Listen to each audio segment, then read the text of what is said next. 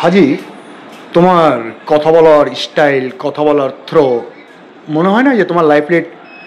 এখনও কর্পোরেট সেক্টরের মধ্যে আছো, এবং তুমি যে এই যে ড্রাগ অ্যাডিক্টেড থেকে বেরিয়ে এসে লাইফে এখন নতুন যাত্রা শুরু করতে পারো, মনে হয় না তোমার?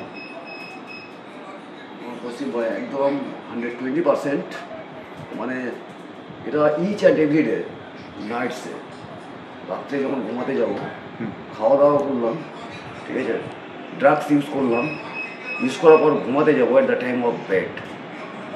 সে সময় ঘুমিয়ে জাস্ট এটাই চিন্তা করি যে কাল থেকে, মানে আজকে যা করলাম আজ থেকে এন্ড করে দেবো, কাল থেকে আর একদম আমি ইউজ করবো না, আর নতুনভাবে জীবনযাপন করবো, আর ভালো কিছু একটা জব, মানে যে সমস্ত